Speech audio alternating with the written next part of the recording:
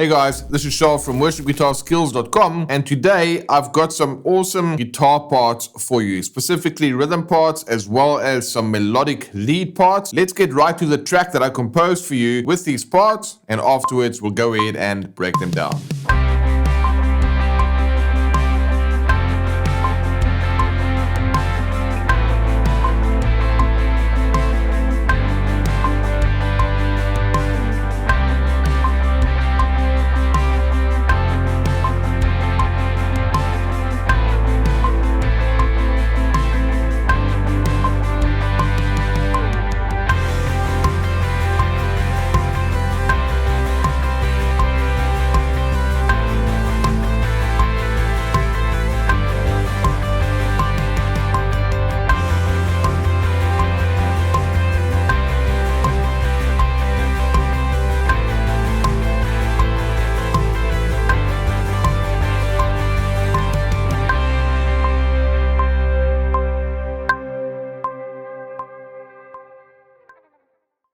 Alright, so you would have heard three different guitar parts in that little performance. First of all, there was the rhythm guitar part, which we're going to look at today. And then there were two melodic parts, which we'll also look at to show you how to play those. Alright, so let's look at the tone that I used.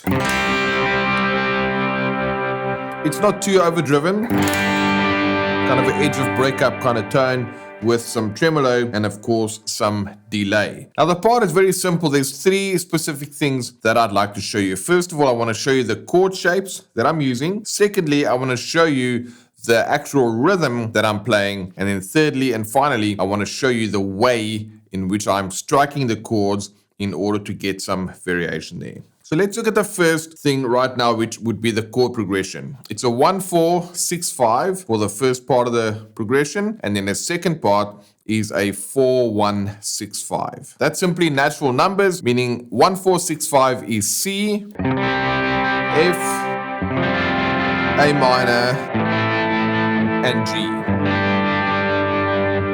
So 1-4-6-5 in the key of C. Now typically on the electric, when you are playing chords, you don't always use these things that we call cowboy chords, which is like open position chords. We don't typically use those, especially when you have a dirtier sound. We're more in favor of movable shapes. But in this instance, for this track and the track that we composed for you, we were kind of looking for that jangly quality of the open strings. And also it seems to work well with this guitar tone. And this is especially nice if there's one guitar playing the lower chords and another guitar doing the higher melody parts, which we'll get to in a second. Now our first chord here is simply a C5. So I'm not playing the second fret on the D string. In fact, I'm muting the D string entirely. So it's a normal C, but I'm muting the D string. And then my fourth finger is playing the G note on the E string.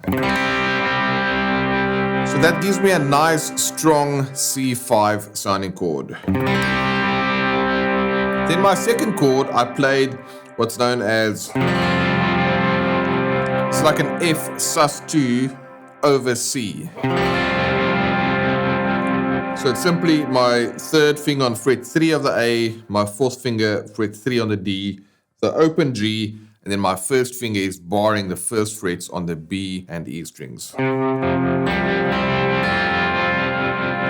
Now what's nice about this, when you play a power chord over a fifth, it becomes what we call an inverted power chord, and which basically fattens it up a little bit. And then we still have that open G string ringing, giving me that sus9 quality. Now if you look at the C5 like this, then to the F sus2 over C,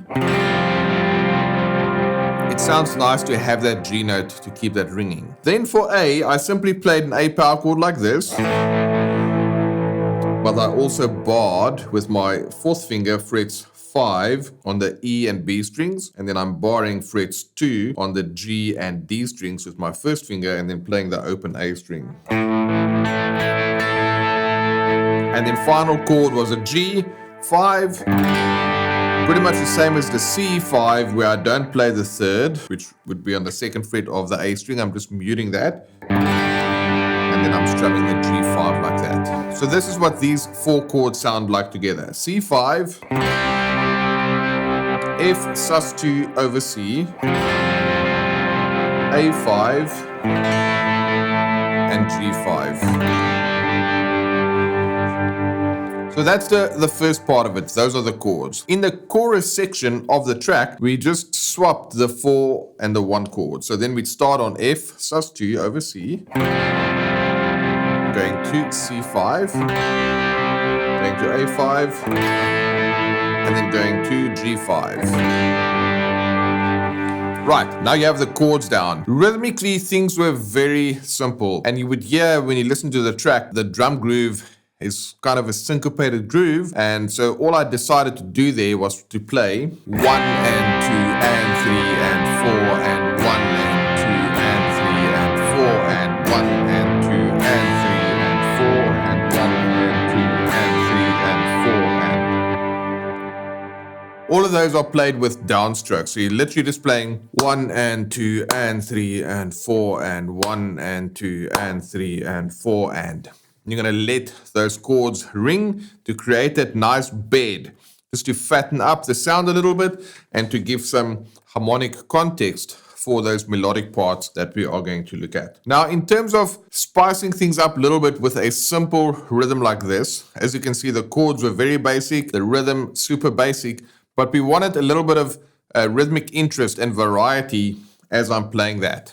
And in music, contrast is something that works super well. You'll hear it all the time in different styles of music, where you go from loud to soft or clean guitar to distorted guitar, just depending on the style of music that you're listening to. But contrast really is key. Now, if you think of drums, the kick drum has got that thud sound, and then the snare drum has got that crack sound. So you've got this low thud, and then there's kind of a crack sound that cuts through the mix. Now you can kind of mimic that on the guitar by thinking of it like a drummer. So you're playing the low part of the chord first for the kick drum, which will be the thud, followed by that snare crack on the and. So 1 and 2 and 3 and 4 and 1 and 2 and 3 and 4 and 1 and 2 and 3 and 4 and 1 and 2 and 3 and 4 and...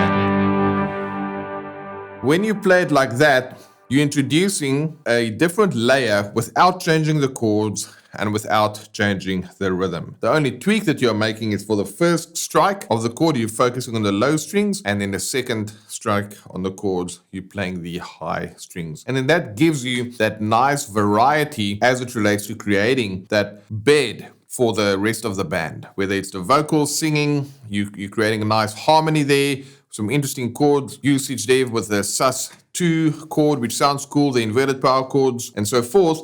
But it's very basic, and you're just dividing your strings up between the low strings and the high strings, and that just creates an awesome atmosphere for everything else to go and work alongside that. And of course, we'll break down those melodic parts in the next video. Now what I'm going to do is I'm going to play it for you one more time with the drums and the bass, but only focusing on the rhythm guitar part, so you can see what that sounds like. And then once that's done, we'll play it again, but we'll add in the lead parts so you can kind of hear it in context. Let's go ahead and check that out now.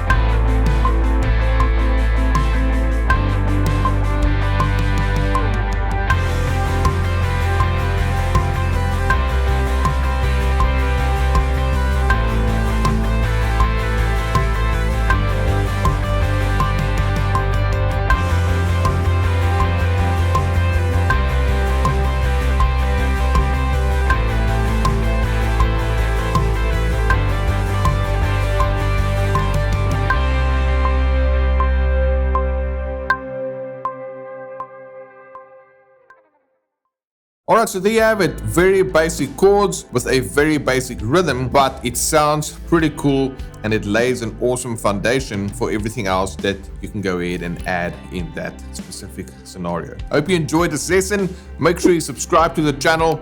Hit that bell icon so you can get notifications whenever we release new videos just like this one. And if you want to take your worship guitar skills to the next level, check out the link in the description with some additional training and resources that you can use to improve your worship guitar skills. Right guys, thanks so much and I'll see you in the next video.